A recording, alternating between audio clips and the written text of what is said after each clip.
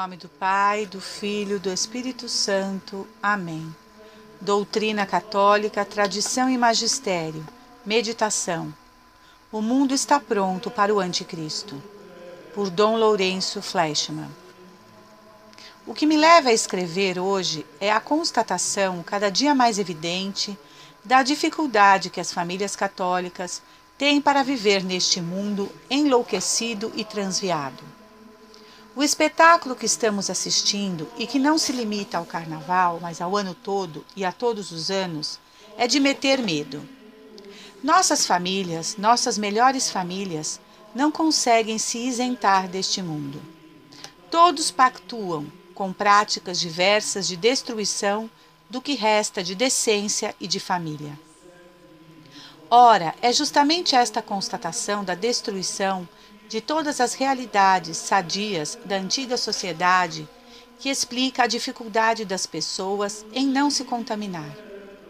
Dentro de uma sociedade em vias de corrupção, as pessoas teriam de sair de casa tomando certos cuidados para não serem contaminadas.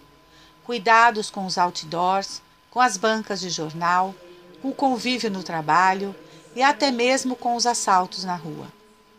Dentro de suas casas haveria necessidade de lutar constantemente contra os programas de televisão, tomar cuidado com o tipo de gibi ou de videogame que compra para os filhos. Dentro de uma sociedade assim, indiferente a Deus e apóstata da santa religião católica, os pais de família teriam de trazer para seus filhos um bom catecismo, uma capela onde se celebra a Santa Missa Tridentina, onde o catecismo fosse ensinado segundo a doutrina de sempre da Igreja. Não podemos nos enganar. Não é mais possível esse tipo de sem-vergonhice. É preciso ter a coragem de dizer, de pensar, de saber. Acabou. O mundo como nossos pais nos ensinaram já não existe mais. O que existe de fato é uma sociedade onde o bem e o mal não se opõem, onde não há virtudes e vícios, onde tudo é permitido, onde tudo é bom. E mais uma vez, espantados e agradecidos, é em São Paulo que vamos encontrar a explicação desse tremendo mal, desta horrível provação que é hoje pedida aos que querem se salvar. Porque nós não temos que lutar contra a carne e o sangue, mas sim contra os principados e potestades, contra os dominadores deste mundo tenebroso, contra os espíritos malignos espalhados pelos ares. Que coisa impressionante! Que revelação tremenda recebeu de Deus São Paulo! E o que é que ele nos recomenda para uma situação tão tenebrosa? O combate, a guerra, a espada. Mas não podemos combater simplesmente com armas comuns que usamos contra a tentação. Portanto, tomai a armadura de Deus, para que possais resistir no dia mau e ficar de pé depois de ter vencido tudo. É, portanto, uma armadura que nos cubra dos pés à cabeça, que nos leve à vitória total sobre tudo, ou seja, sobre a própria sociedade dirigida pelo demônio, pelo anticristo, para a perda e condenação dos justos. Porque os maus já estão condenados há muito tempo. O que o diabo não suporta é que haja ainda alguns loucos resistindo e querendo o reino de Deus. Que haja ainda alguns doidos excomungados pela nova religião do Vaticano II, conivente e aberta para o mundo, e que ainda pregam o verdadeiro Evangelho de Cristo. Isso ele não suporta. Seu ódio mortal destila sobre esse esgoto do mundo uma saliva fétida e corruptora. E é por isso que nós não conseguimos vencer os atrativos do mundo. É por isso que abrimos as portas de nossas casas e deixamos entrar este ar tenebroso e fedorento. É porque está já tudo coberto por essa substância, de modo que nem os bons conseguem mais distinguir os perfumes da alma santa, da Igreja Santa, da família católica. Mas eis o que Deus nos revela, como deve ser nossa atitude diante deste quadro. E ouvi outra vez do céu uma voz que dizia: Saí dela, povo meu, para não serdes participantes dos seus delitos e para não ser descompreendidos nas suas pragas. Apocalipse 18:4. Se viver mergulhado no mundo não leva ninguém para o inferno, pergunto: por que a porta do céu é tão estreita? Por que Nosso Senhor insiste com essa ideia ao dizer que é mais fácil um camelo entrar no fundo de uma agulha do que um rico entrar no céu? É claro que não se trata aqui apenas de um homem que possui muitos bens.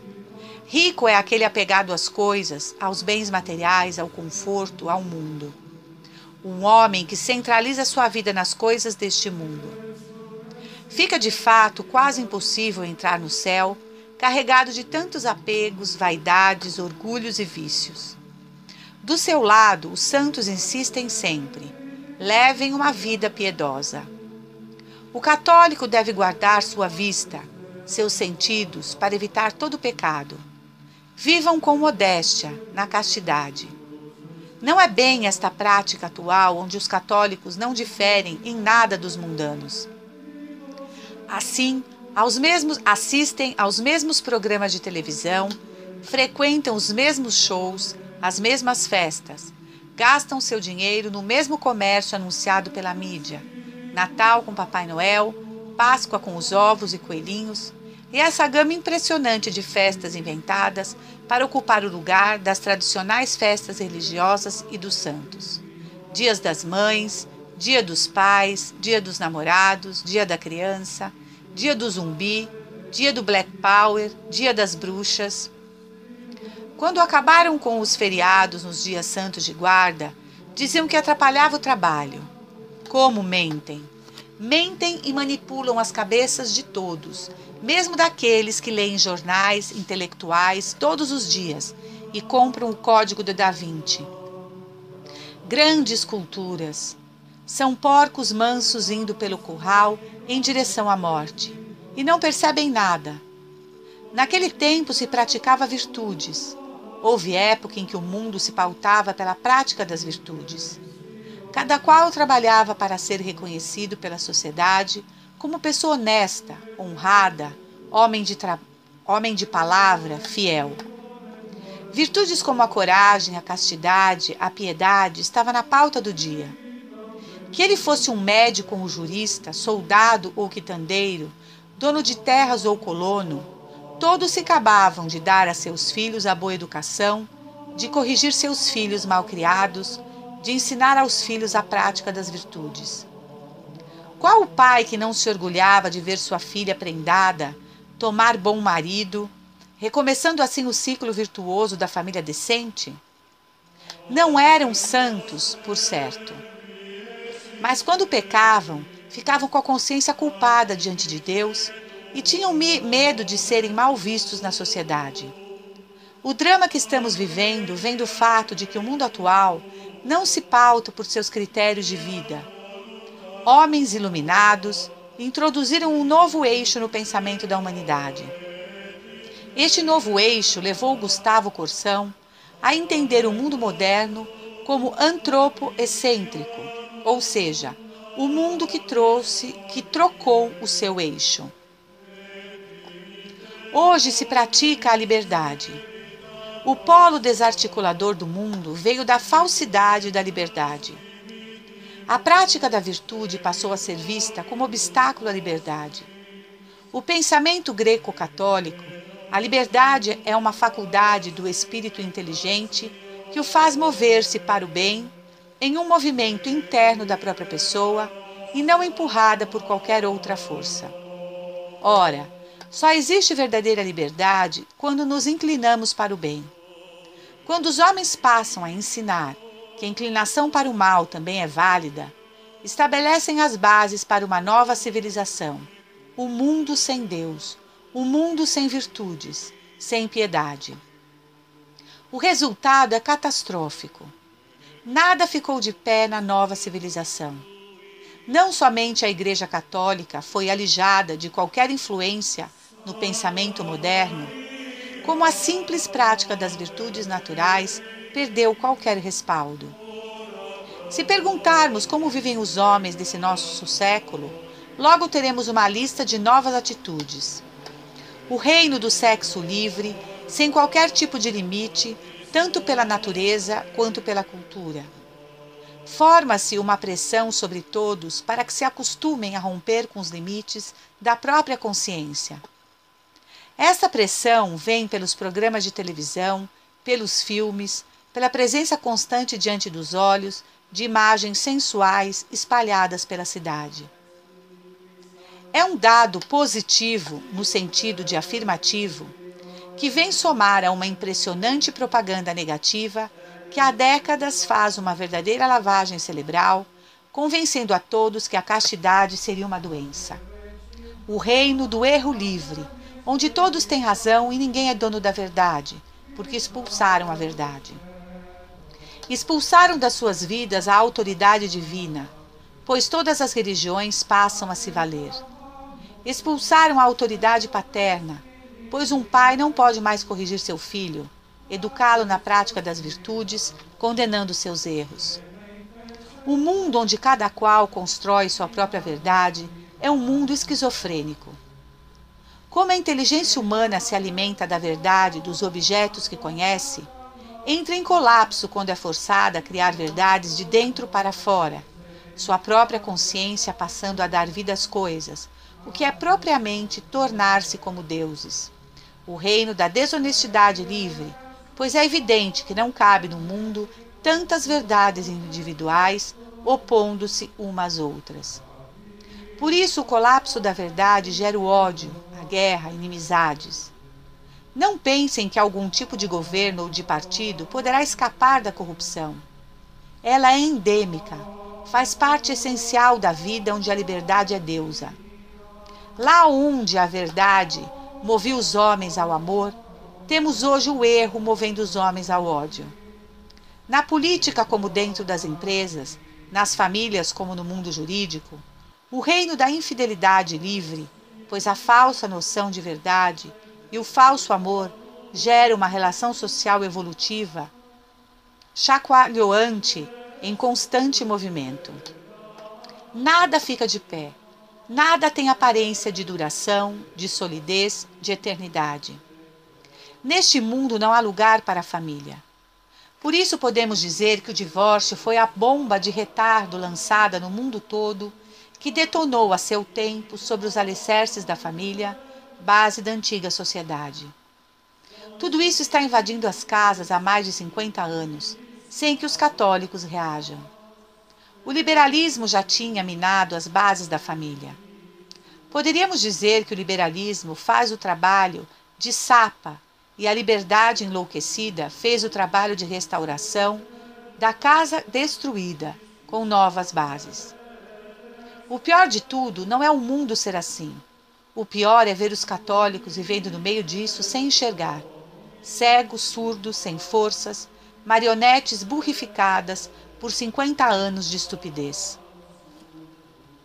Na formação deste impressionante reino do mal, algumas armas foram usadas de modo mais constante. A imagem, essa rainha da falsidade, que escraviza a nossa imaginação, marca, fere, choca, tirando dela toda a reação possível. O som que trouxe ao mundo vários tipos de música que simplesmente destrói a alma, qualquer capacidade de raciocínio, de concentração. A ocupação escravizando o homem numa avalanche de preocupações, de trabalhos, de excitações que o obriga a estar 24 horas por dia ligado na coisa material. Ao mesmo tempo, através de décadas de mentiras, arrancaram a mulher do seu trabalho materno, do seu lar, onde sua presença era a maior garantia da boa educação dos filhos. A diversão que vem preenchendo o resto do tempo, que os pobres coitados ainda poderiam dispor, agora é hora de malhar, de correr, de praticar esportes cada dia mais exigentes. E tem o show alucinante, a festa que termina pela manhã, a praia, a viagem, o carnaval. Pobre gente, já não conseguem entender as coisas mais banais. Já não percebem que os frutos dessa nova civilização já estão estabelecidos como práticas consagradas. O aborto que mata a criança inocente, contrapondo dos famigerados estatutos da criança que protege o marginal de baixa idade. A eutanásia, que é o aborto dos velhos, tão indesejados pelo custo quanto os filhos. Temos como exemplo gritante desta prática o assassinato de Terri Schiavo no início de 2005, executada pela fome e pela sede, com carimbos dos juízes e da polícia. O casamento homossexual que choca a natureza, contrapondo das vantagens que a lei outorga aos concubinatos. Chegamos ao ponto mais baixo na destruição da sociedade. Vários detalhes da chamada bio-sem ética, onde homens levam o delírio até experimentos como genética humana, verdadeiros alucinados brincando de Deus.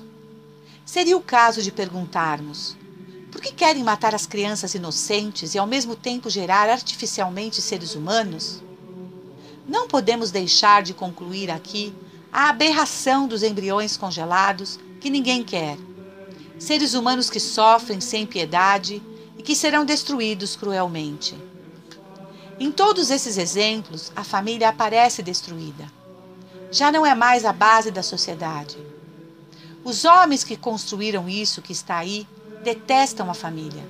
Odeiam qualquer cheiro de tradição familiar, de fidelidade conjugal, de casa cheia de crianças.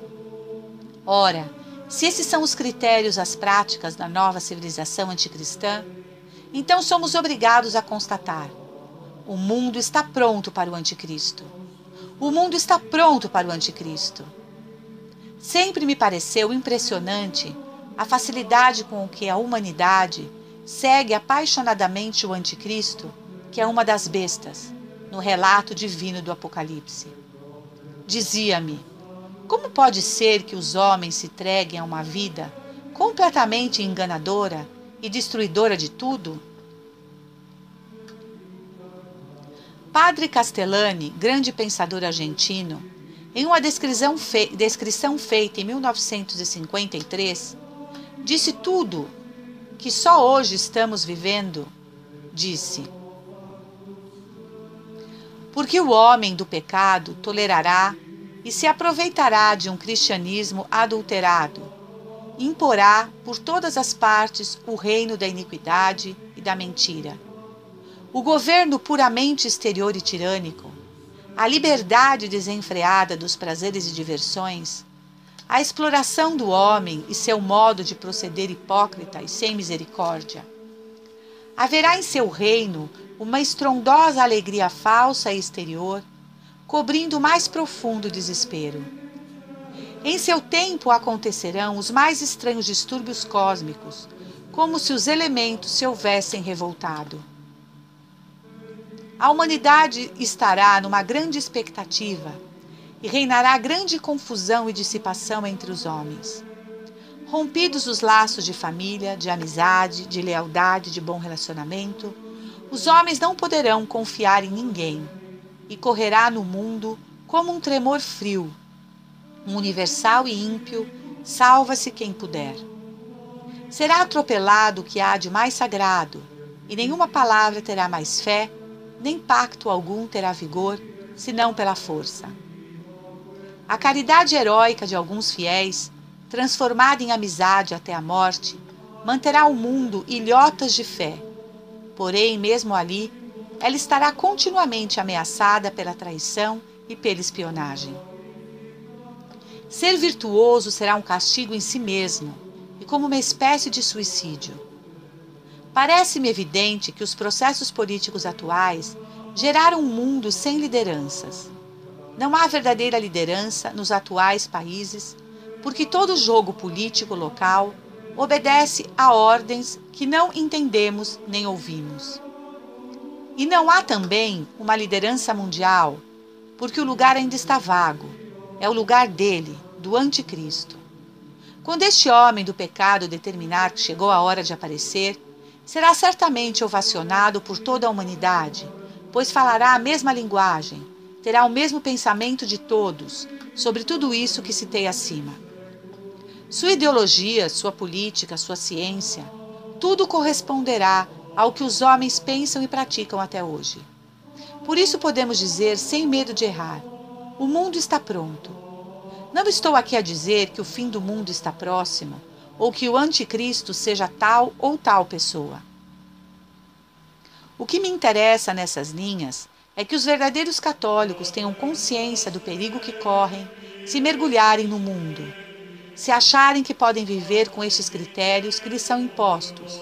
Correm o risco de serem enganados pelo grande líder quando este chegar.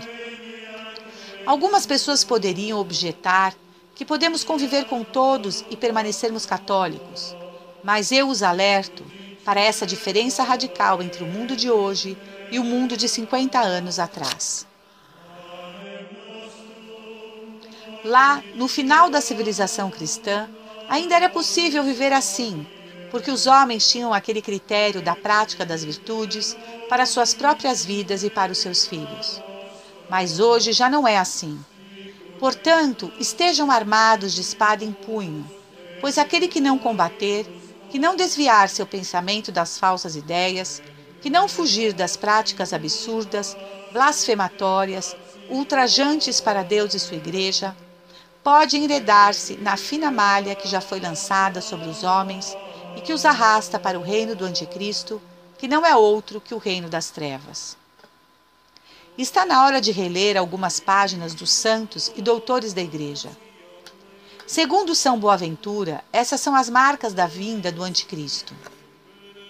Quando os velhos não tiverem nem bom senso nem prudência, quando os cristãos estiverem sem fé, quando o povo estiver sem amor, quando os ricos forem sem misericórdia, quando os jovens não tiverem respeito, quando os pobres forem sem humildade, quando as mulheres tiverem perdido o pudor, quando o casamento não houver mais continência, quando os clérigos forem sem honra e sem santidade, quando os religiosos não tiverem verdade nem austeridade, quando os bispos não se inquietarem de sua administração e não tiverem piedade, quando os mestres da terra não tiverem misericórdia nem liberdade. E diz o padre Emanuel, grande espiritual do século XIX. Apresentar-se-á como cheio de respeito pela liberdade dos cultos, uma das máximas e uma das mentiras da besta revolucionária. Dirá aos budistas que é um Buda, aos muçulmanos que é Maomé e um grande profeta. Talvez até irá dizer em sua hipocrisia, como Herodes, seu precursor, que quer adorar Jesus Cristo. Mas isso não passará de uma zombaria amarga. Malditos os cristãos que suportam sem indignação que seu adorável Salvador seja posto de lado a lado com Buda e Maomé, em não sei que panteão de falsos deuses. Finaliza Padre Emanuel. Impotentes que somos diante de tal situação, só podemos olhar para a Virgem Maria, para seu coração imaculado e suplicar a ela que nos proteja contra toda influência do maligno, que nos dê a mão, que nos acolha em seu coração. É preciso fincar o pé, recusar ser arrastado como um cordeirinho para a destruição de nossa personalidade, de nossa fé, de nosso espírito. É preciso ler, estudar, conhecer a verdade objetiva, clara de Deus, do mundo, do pensamento. É preciso amar. Amar na ordem da caridade, ou seja, amar como Deus nos ordena, praticando os mandamentos, cumprindo o nosso dever. E nossos deveres são de três ordens: para com Deus, para com nós mesmos e para com o próximo. É preciso com toda urgência praticar a devoção reparadora dos pecados cometidas contra o Imaculado Coração de Maria. Fazer os primeiros sábados do mês, rezar o terço todos os dias, para que ao chegar o Anticristo, estejamos recolhidos e protegidos por nossa Mãe do Céu. Com a espada em punho, lançaremos contra o rosto tenebroso do Anticristo, do homem do pecado, o grito de Viva Cristo Rei! Imaculado Coração de Maria, salvai-nos, e Jesus Cristo o vencerá com o sopro de sua boca. Que a Virgem Maria, Nossa Senhora da Conceição, nos dê forças para combater. É preciso desejar a vida eterna apaixonadamente, sem descanso. Não esmoreçamos, pois o Senhor bate, já está às portas. Ele colhe e queimará a erva daninha que não servir para o seu celeiro. Salve Maria, viva Cristo Rei. Senhor, dai-nos a fortaleza dos mártires. Em nome do Pai, do Filho e do Espírito Santo. Amém.